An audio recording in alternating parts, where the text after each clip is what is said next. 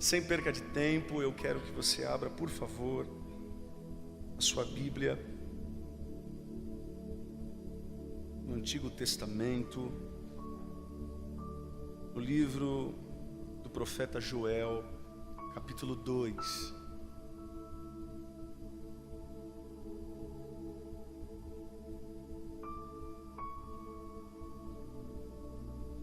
No final do culto nós vamos disponibilizar para vocês. Eu trouxe alguns DVDs, eu trouxe um CD. Se eu não me engano, eu acho que é a primeira igreja que eu vendo esse CD, é um lançamento. A nossa igreja está lançando um CD. E eu trouxe para vocês, aqueles que desejarem comprar, adquirir, no final do culto, vai estar à disposição de vocês. Joel capítulo 2, versículo 12.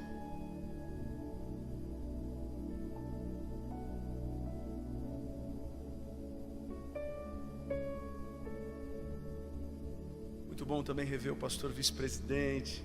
O sobrenome dele já tem glória. É muito bom, prazer revê-lo, viu, pastor? Mande um abraço ao pastor presidente. Um prazer revê-lo. Joel capítulo 12, versículo, ou melhor, Joel capítulo 2, versículo 12. Versículo 12 e versículo 13. Diz assim: agora, porém, declara o Senhor, voltem-se para mim de todo o coração, com jejum, lamento e pranto. Rasguem o coração e não as vestes. Voltem-se para o Senhor, para o seu Deus, pois Ele é misericordioso e compassivo, muito paciente, cheio de amor. Arrepende-se e não envia a desgraça. Eu vou ler mais uma vez. Agora, porém, declara o Senhor, voltem-se para mim de todo o coração, com jejum, lamento e pranto. Rasguem o coração e não as vestes. Voltem-se para o Senhor, para o seu Deus, pois Ele é misericordioso e compassivo, muito paciente e cheio de amor. Arrepende-se e não envia a desgraça. Senhor, eu te agradeço por todas as orações que foram feitas. Em especial te agradeço pela leitura da tua palavra, Deus. Me dê uma habilidade espiritual para me comunicar com clareza, porque se existe uma coisa que queremos na vida cristã é não pecar contra ti. E só existe uma fórmula para isso, é quando enxertamos a tua palavra em nosso coração.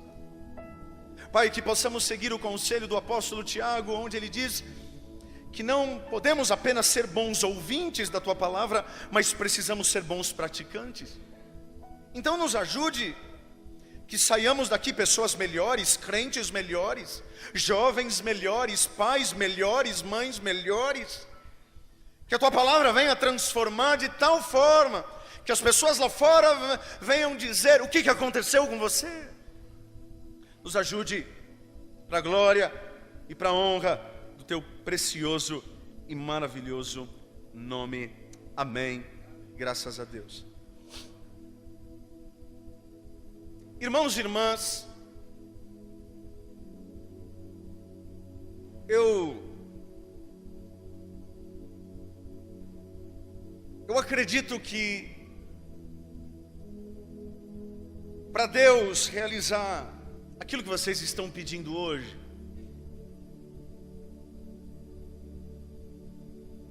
é muito importante acontecer algo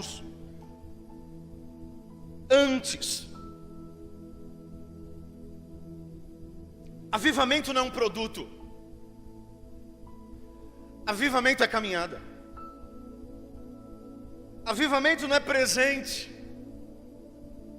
que de maneira desordenada a gente se reúne e Deus dá avivamento. Tem um preço. Como tudo na vida que dura bem tem um preço, avivamento tem um preço. E para Deus enviar avivamento, existe limpeza antes.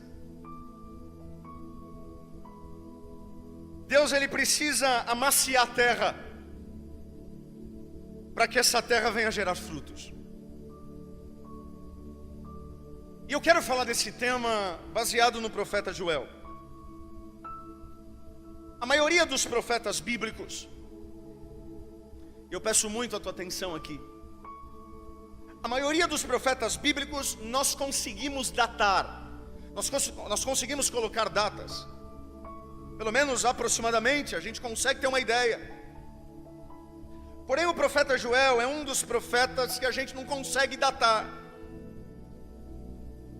Nós não sabemos se ele profetizou na época da Síria.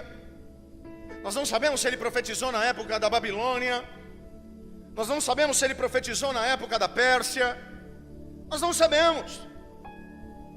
Mas existe algo tão precioso na profecia de Joel, que mesmo a gente não sabendo o momento na história que foi, a gente consegue absorver o que ele falou. E mais do que absorver, a gente consegue, ou pelo menos tenta praticar. O texto diz que em um determinado momento, Joel, o profeta, ele reúne os anciãos, reúne os jovens e pergunta: povo, o que tem acontecido com a gente? Não é vergonhoso ficarmos tão omissos à nossa realidade? O povo, as nossas vinhas foram atacadas pelos gafanhotos. As figueiras ficaram em pedaços pelos gafanhotos. Os trigos e as cevadas foram destruídas pelos gafanhotos, ou destruídos pelos gafanhotos. Todas as árvores do campo se secaram. Os animais estão sem alimento. Povo, alguma coisa está acontecendo. E nós estamos omissos a tudo isso. E quando a gente vê essa catástrofe que acontece na época de Joel, algumas perguntas aqueles que gostam da Bíblia têm que fazer. A pergunta é: por que Deus permitiu acontecer tantas coisas ruins com o seu povo? Porque Deus não blindou o país, Porque Deus não blindou o país desses gafanhotos? Porque Deus não poupou o seu povo dessa tragédia? Assim como muitas vezes nós oramos, algumas lutas que caem no nosso colo, que a gente diz: Senhor, o porquê o Senhor permitiu isso? Mas o povo estava tão omisso que nem perguntando para Deus eles estavam. A resposta é simples. Lendo a profecia de Joel, a gente percebe que Deus estava permitindo aquela tragédia acontecer, porque era uma espécie de tragédia pedagógica. Era uma tragédia para ensinar. Deus estava dando uma correção e oferecendo ao seu povo uma oportunidade de viverem um futuro mais alinhado na vontade de Deus. Tanto que a gente lê na Bíblia que quem mandou o gafanhoto não foi Satanás, mas o texto diz assim: eu, o Senhor, mandei os gafanhotos. E isso na nossa cabeça a gente entra em crise, porque onde já se viu Deus mandar gafanhoto? Porque gafanhoto é sinônimo de destruição, mas o nosso Deus não é um Deus destrutivo. Mas se é para corrigir o povo dele, ele manda o que ele quiser. Deus permitiu que aqueles gafanhotos destruíssem o suprimento do país. E os gafanhotos acabaram com o melhor que eles tinham. Acabaram com as videiras, acabaram com as figueiras. O povo não tinha mais o que comer. Os animais estavam morrendo, estava uma catástrofe. Mas Deus estava no controle. Deus mandou isso porque o povo estava omisso. O povo não frequentava mais escola bíblica dominical. O povo não frequentava mais círculo de oração. O povo não frequentava mais culto de semana. O povo não frequentava mais culto de domingo. Então Deus precisa corrigir.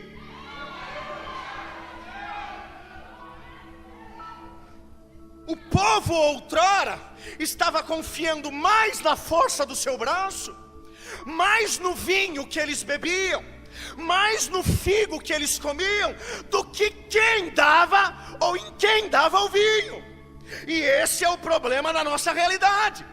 As igrejas evangélicas estão pregando um discurso estranho, onde eles oferecem a bênção de Deus, mas poucas igrejas estão ensinando e oferecendo o Deus da bênção. E o povo estava assim. O caos está instalado em Israel. E é no meio do caos, porque profeta que é profeta, ele prega no meio do caos. E no meio do caos só escuta quem tem sensibilidade. Por isso que a Bíblia diz assim: quem tem ouvidos ouça. Que tem um monte de gente que tem orelha, mas ouvidos são poucos. E Joel levanta a voz mesmo com fome, porque profeta também passa fome. Profeta Joel levanta a voz e diz assim: assim diz o Senhor, vamos parar de brincar. Ponham vestes de luto, para de ficar dando sorrisinho cínico. Assuma a realidade que nós estamos. Ponham vestes de luto, ó sacerdotes, começa do púlpito, e chorem alto, vocês que ministram perante o altar. Decretem um jejum santo e convoquem uma assembleia sagrada. Reúnam as autoridades e todos os habitantes do país no templo do Senhor e clamem a Ele. Não é verdade que a comida foi eliminada diante dos próprios olhos? E que alegria e satisfação foram suprimidas do templo do Senhor Deus? As sementes estão murchas, os celeiros estão em ruínas, os depósitos de cereal foram derrubados, o gado está mugindo, as manadas andam agitadas porque não tem pasto, e até os rebanhos de ovelhas estão sendo castigados.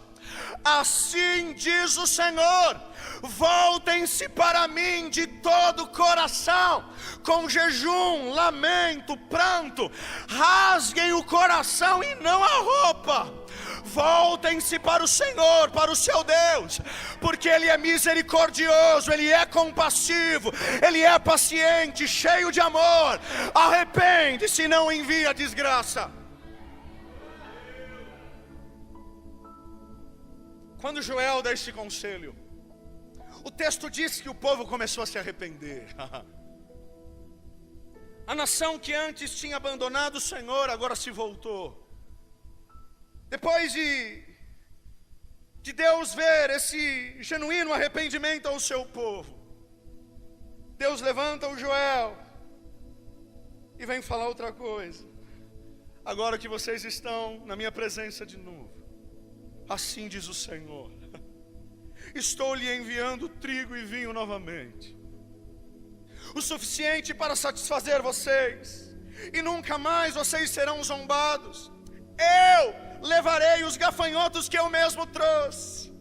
Não tenha medo, ó terra, regozije-se, alegre-se, o Senhor tem feito grandes coisas.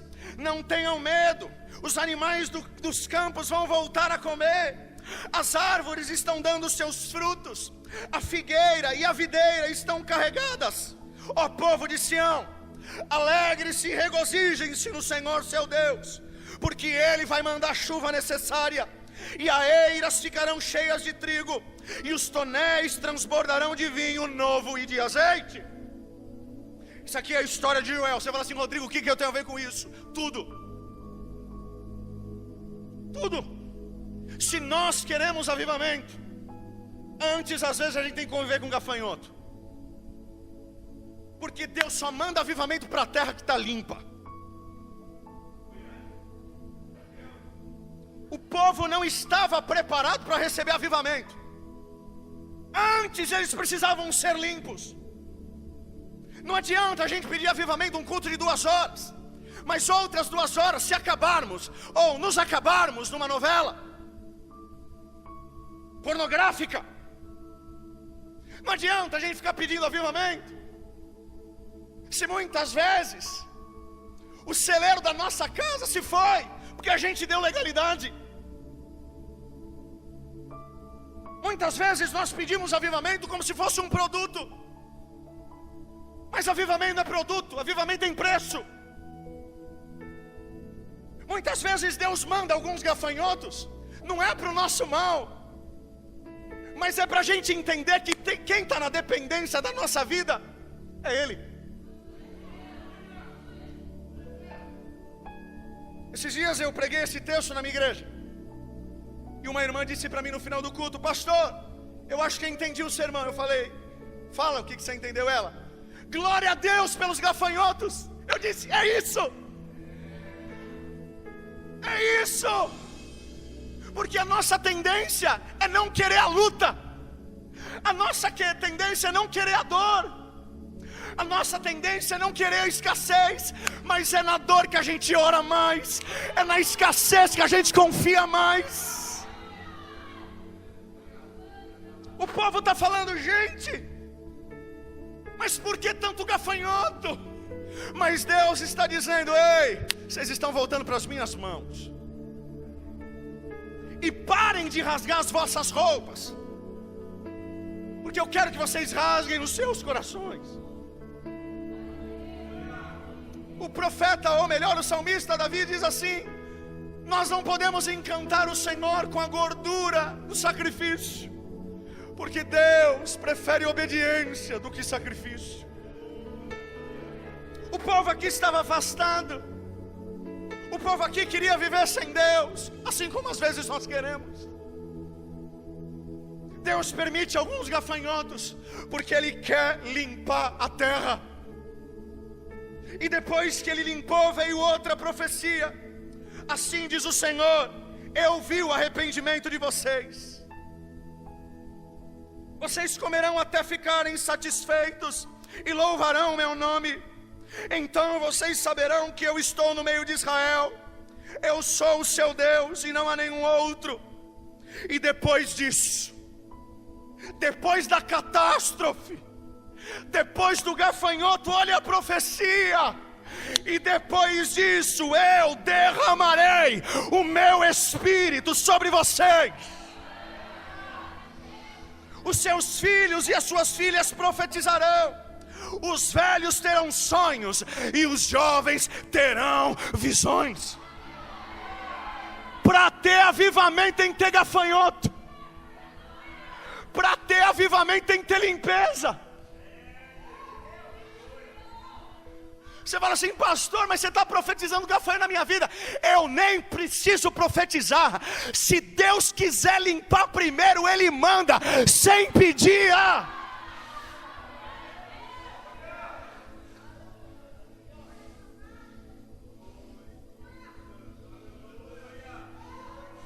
Levanta a tua mão direita e fala assim comigo: glória a Deus pelos gafanhotos, porque depois dele Ele vai derramar o Espírito.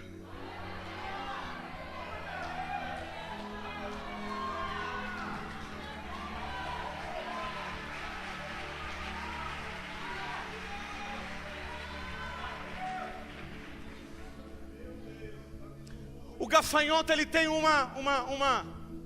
nesse texto, ele tem uma missão: tirar a base. Pastores, a base deles era comida. A base deles era viver para comer. Eles não tinham que se preocupar com WhatsApp. Eles não tinham que se preocupar com a internet. O negócio dele era viver e comer. E Deus, Ele manda o gafanhoto na base. Se você está entendendo. Você fala assim: pastor, eu estou passando algo que parece que Deus tirou a minha base. Fica tranquilo, Ele tirou a tua base para você entender que a tua base, na verdade, não são as coisas, são Ele, ou é Ele.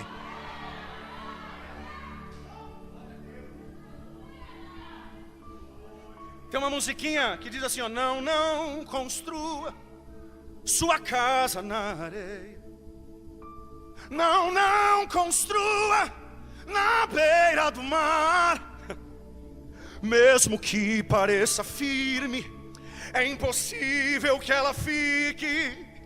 A tempestade um dia vai derrubar. Isso aí é a exortação. Agora vem o consolo. Na rocha, Jesus, é o lugar de construir um alicerce forte. Teu namorado pode cair, tuas finanças podem cair.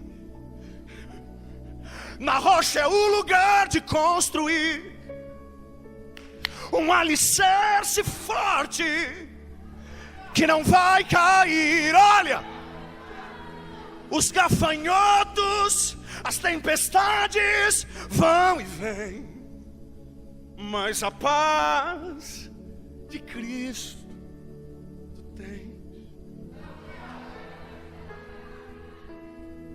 Que sejamos os Joéis da nossa geração, que mesmo quando os gafanhotos venham, que mesmo quando os momentos de secas possam vir, possamos falar como o profeta Abacuque,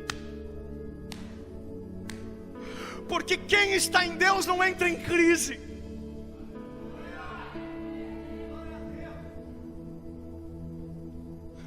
Os babilônicos, pastores, estavam chegando em Israel. O povo estava com medo. O povo estava, Senhor. Aí Deus levanta o Abacuque para dizer, Senhor, eles estão desesperados, mas eu vou falar uma coisa, ainda que a figueira não floresça, ainda que não haja fruto na vide, todavia, com comida ou sem comida, com dinheiro ou sem dinheiro, todavia eu me alegrarei no Senhor. Outra vez na história, os assírios estavam chegando em Israel. O povo com medo da mesma forma. Mas Deus levanta um profeta de nome Naum e diz, enquanto eles vêm com guerra, o nosso Deus vem com paz.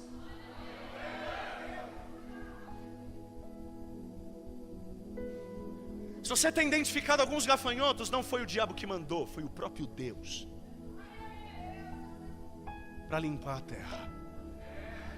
Talvez aquela tua namorada foi, meu filho, melhor coisa que aconteceu na tua vida foi ela ter ido. E você acha que foi a macumba que tirou ela de você? Foi Deus!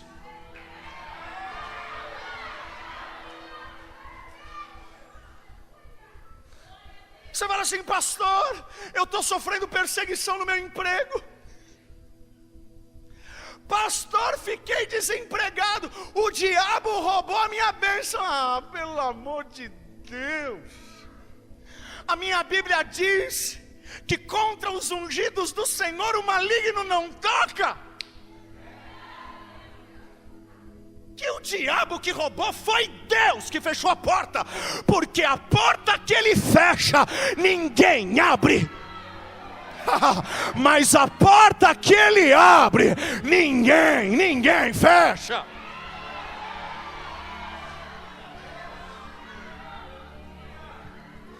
Tem crente melindroso. Aqui em Brasília não. Aqui em Águas, tantas águas, gente. Águas Claras não. Mas lá em São Paulo tem uns crentes atrapalhados. Tudo é o diabo. Não que o diabo seja bonzinho, muito pelo contrário, ele veio roubar, matar e destruir. Lá em São Paulo a gente tem as Casas Bahia. Aqui qual que é?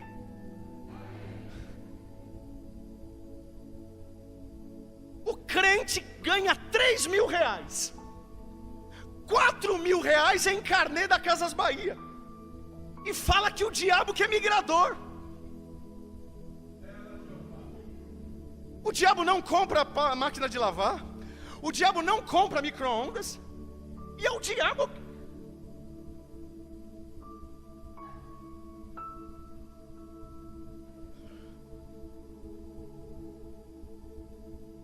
Não cai uma folha de uma árvore se não for da vontade dele. Não cai um fio de cabelo. Você tem noção disso, gente? Algum fio de cabelo que uma irmã passou a mão agora caiu. Ele sabe que caiu. Tem irmã que está até coçando mais, talvez não vai cair mais. Não, fica tranquilo que não vai cair. E se cair, ele sabe. Muitas vezes Deus manda coisas na vida que tiram o nosso chão. Aconteceu na minha, em 2008. O meu pastor, o meu pai, o meu mentor, sofreu um AVC. 2015 até hoje ele não se comunica direito comigo, por conta do AVC. Quando Deus permitiu esse gafanhoto limitar a vida do meu pai, a saúde dele, nós perdemos o chão como igreja. Nós perdemos o chão como família.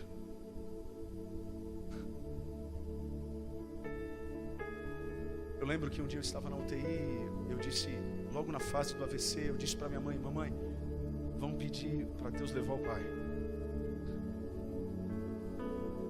Minha mãe olhou para mim e disse, Rodrigo, teu pai nunca pregou que a vida seria fácil.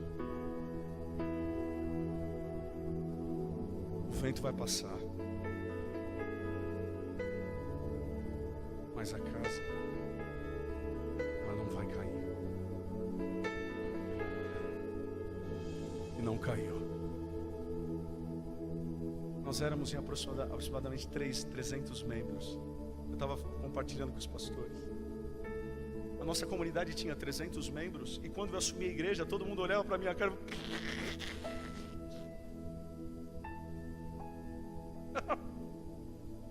É menino. Eu tinha 23 anos na época, 24. É criança. Vai fechar.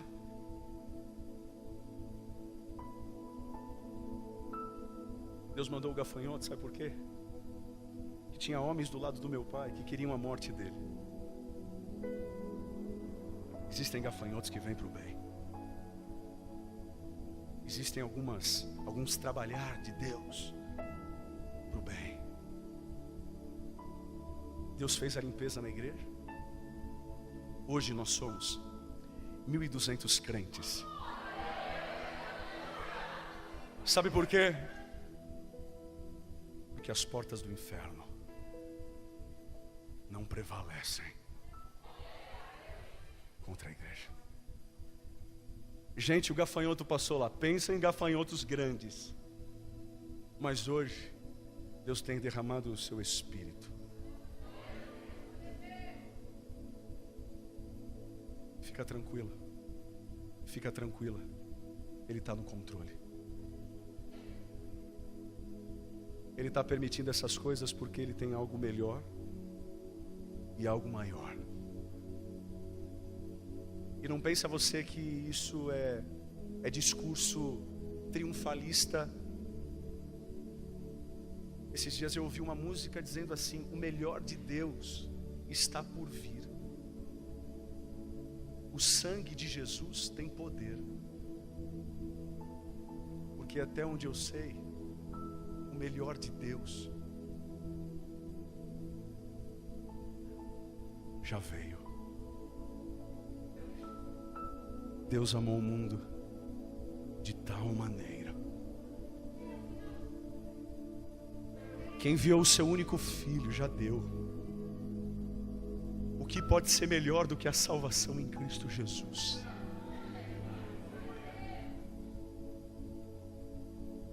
Eu não sei se foi coincidência, óbvio que não, mas aí Pedro no Novo Testamento, ele não sabia pregar muito, né, pastores? Estava se convertendo ali, porque cá entre nós, eu acho que o Pedro se converteu depois da ressurreição. E aí Pedro não tinha um sermão pronto. Ele falou: o que eu vou pregar para esse povo? Sabe o que ele pregou? Joel.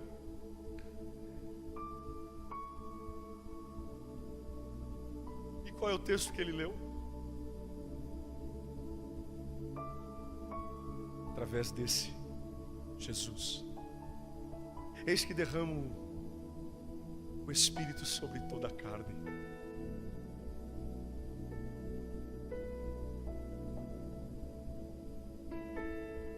A história do Novo Testamento diz que línguas como de fogo foram produzidas no meio do povo. Cantamos isso hoje. A maioria das canções que cantamos aqui falou disso.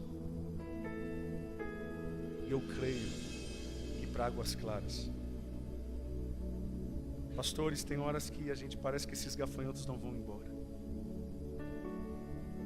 Tem hora que a gente olha e diz assim, vai embora. Mas Deus diz, eu estou trabalhando com Ele. Porque o tempo do derramar do Espírito Santo, ele vai chegar. Se Deus precisar levar teu WhatsApp, para você ler mais a Bíblia do que ver o WhatsApp, Ele vai levar. E não adianta nem fazer figuinha gospel. Se Ele quiser levar, Ele vai levar. Se Deus precisar levar teu carro para te colocar no prumo, Ele leva.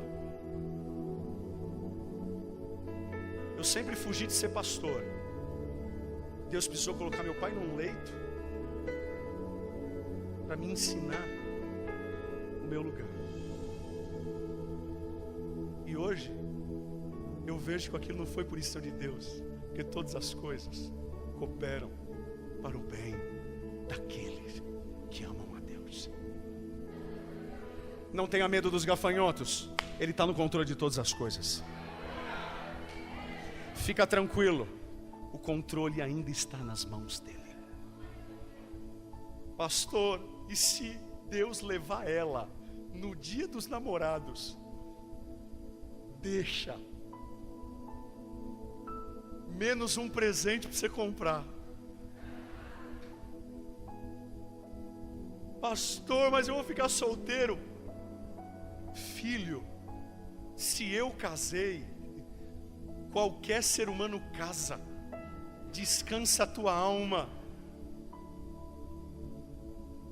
Entrega o teu caminho ao Senhor. Confia nele. E absolutamente tudo,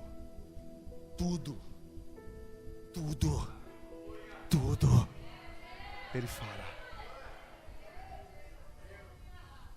Por isso que eu gosto de Mateus 6,33.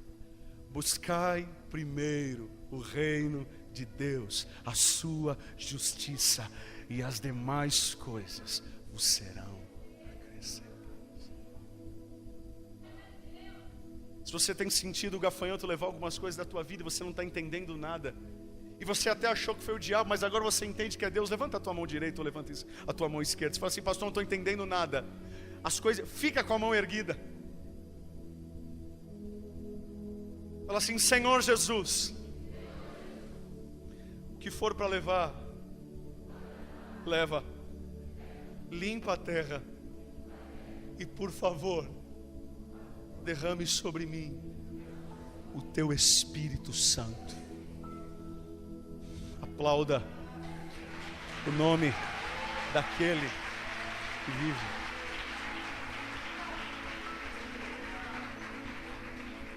Se coloque de pé.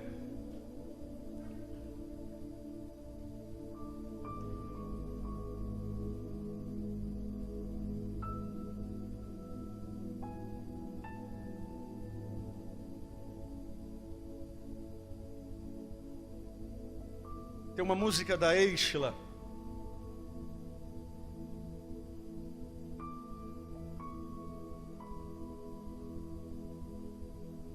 A música diz assim, ó. Quanto mais o tempo passa, mais... Presta atenção aqui, ó. Quanto mais o tempo passa, mais percebo que sem Deus não dá para viver. Não dá para viver. Ó. Quanto mais aprendo com a vida, mais percebo que eu tenho tanto a aprender.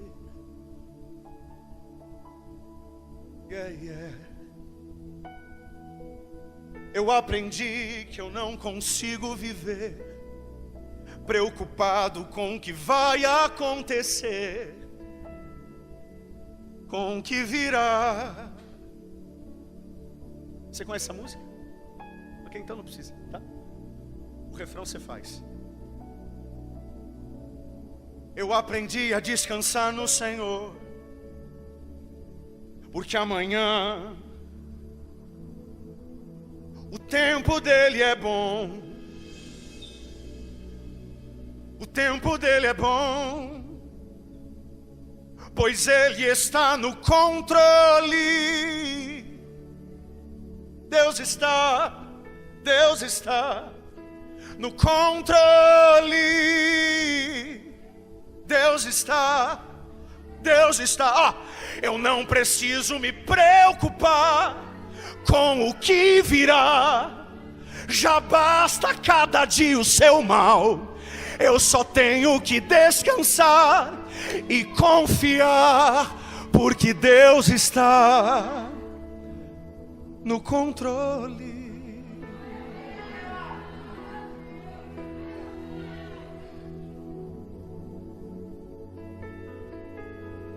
Deus está no controle. Dá uma maior, pode dar uma maior. Ele está no controle.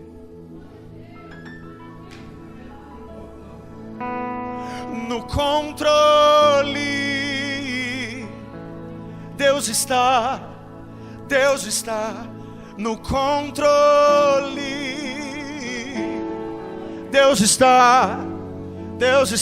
Eu não preciso me preocupar com o que virá. Já basta cada dia o seu mal. Eu só tenho que confiar e descansar, porque Deus está no controle.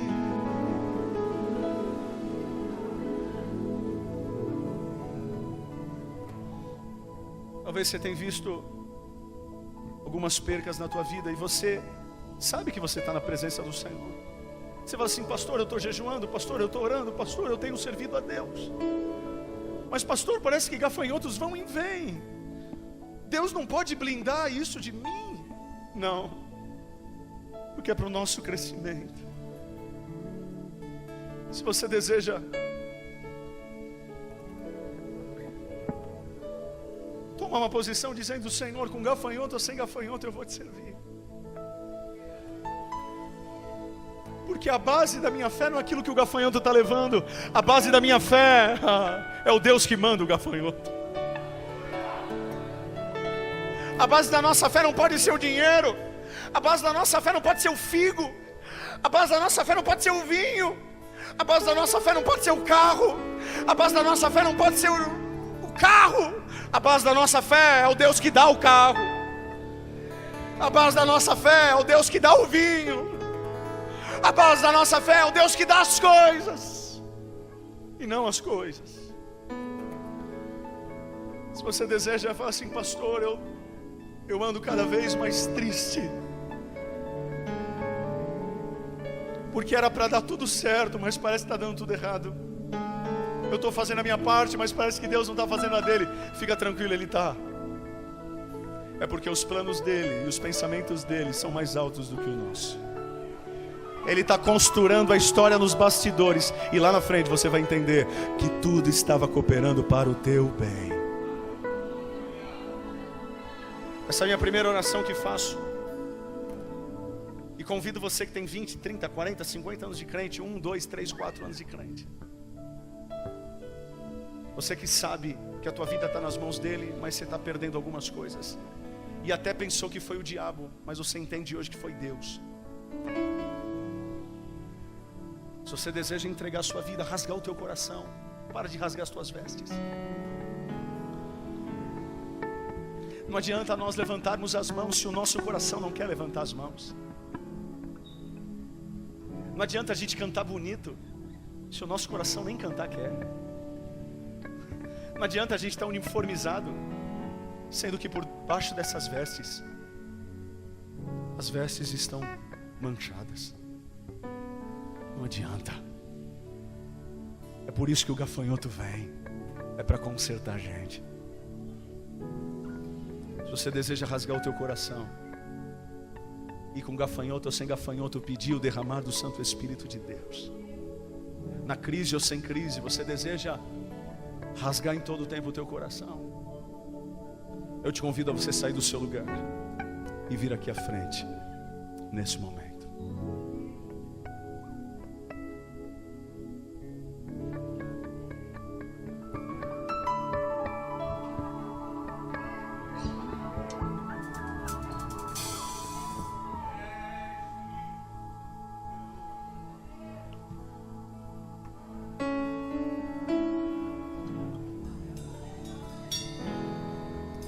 O povo estava em crise, Joel não.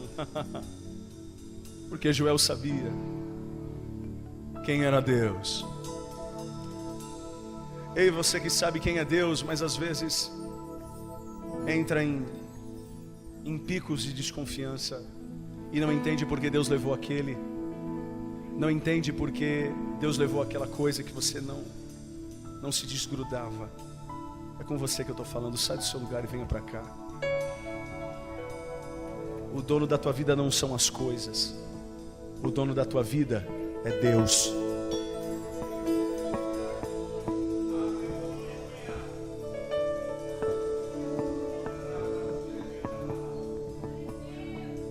Gente, tem hora que eu fico nervoso com Paulo. Olha, se tem um cara que foi crente, foi Paulo. Tem hora que eu fico falando, meu Deus, como eu preciso aprender a ser crente. Ele estava preso. E ao invés da igreja mandar uma carta para ele, é o contrário, ele manda uma carta para a igreja. Ele poderia estar em crise, pastores. Ele poderia estar falando, mas onde está Deus? Eu estou preso. Mas ele escreve uma carta e ainda diz assim, alegrem-se. Outra vez, o negócio está ruim. Eu estou preso. Estou sem dinheiro, estou sem esposa, estou sem nada, larguei tudo pelo Evangelho, estou preso. Outra vez vos digo, alegrem-se. Sabe o que é isso? A fonte da alegria paulina. A fonte da alegria de Paulo não eram as coisas, a fonte era Deus. Para de jogar suas expectativas nas coisas. Para. Eu vou encerrar agora.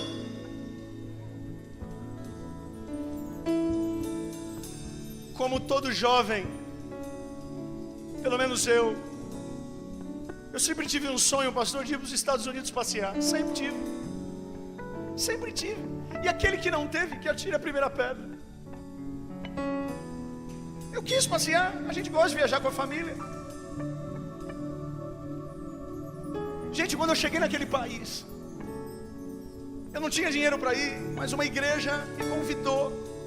Eu fui com a minha esposa, com meu filho. Gente, chegando lá, pastor, tudo funciona. A placa de pare lá é pare, e as pessoas param. Aqui,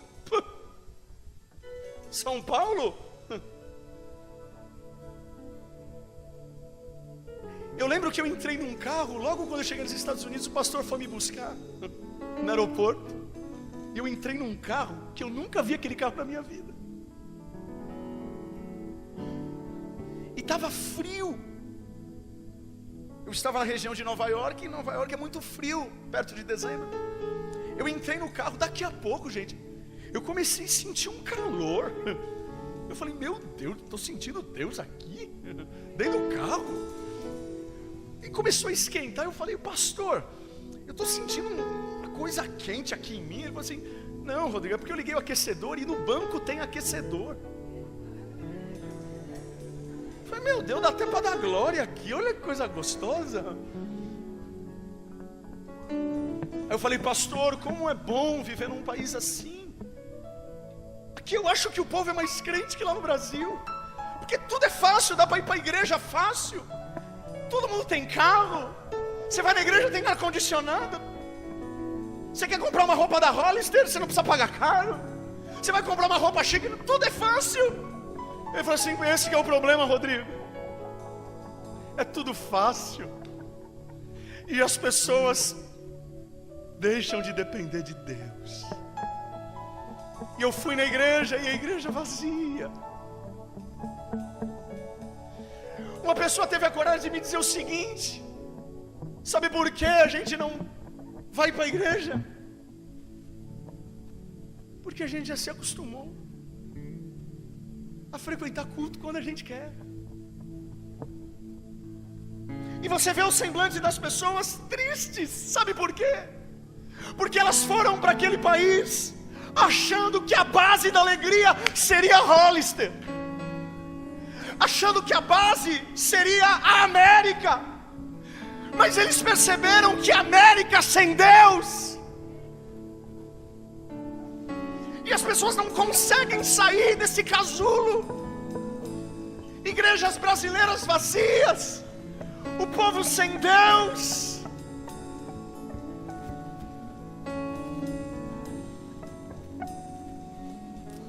Valoriza o teu país, valoriza o teu Deus.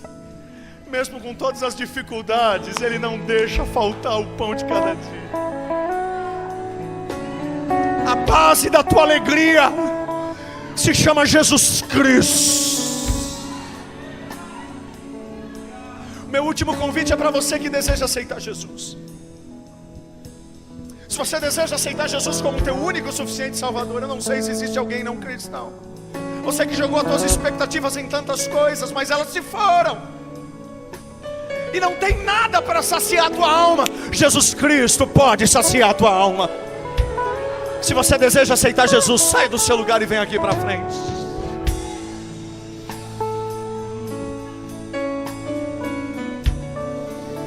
Vocês que estão aqui na frente, façam assim com suas mãos, como se você fosse receber um presente. Igreja, levante suas mãos em direção a eles aqui.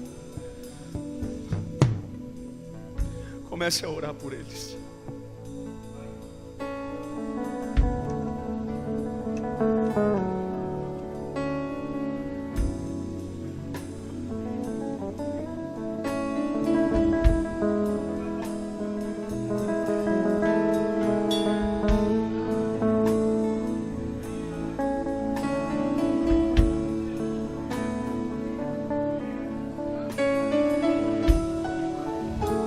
Senhor Jesus, se é para limpar a terra, limpa agora.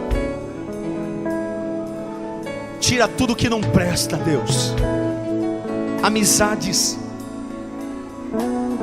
Fecha as portas que precisam ser fechadas e abre as portas que precisam ser abertas. Senhor, se é para mandar o gafanhoto para limpar e para a gente voltar a ser dependente teu, manda. Porque através dessa limpeza, essa limpeza vai gerar dependência em ti. E essa dependência vai gerar o teu derramar sobre nós. Derrama o teu Espírito sobre toda a carne aqui. Teus filhos têm pedido avivamento.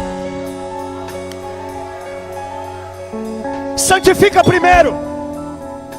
A começar de mim, rasga o nosso coração.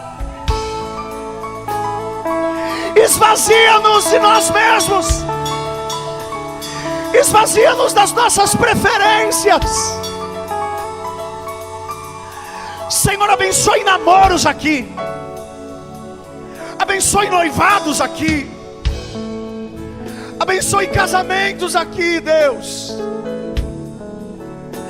Abençoe a vida financeira dos teus filhos, que têm visto as coisas irem embora e estão achando que é Satanás. Não, é o Senhor que está no controle. E no tempo certo a tua provisão vai chegar. Senhor, use os músicos nesse momento. E enquanto eles tocam, sopra o teu Espírito aqui, Jesus. Sopra o teu Espírito aqui, Deus. Batiza com teu Santo Espírito. Nós não rasgamos a nossa veste, mas rasgamos o nosso coração. Aviva o que o Senhor precisa avivar. Restaura o que o Senhor precisa restaurar.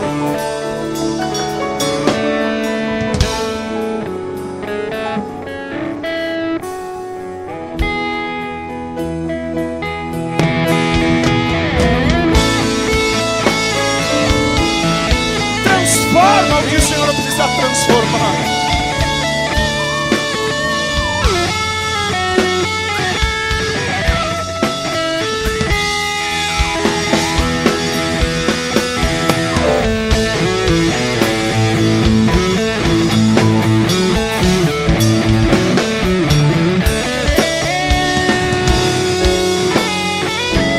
Todos, por favor, levante suas mãos aos céus.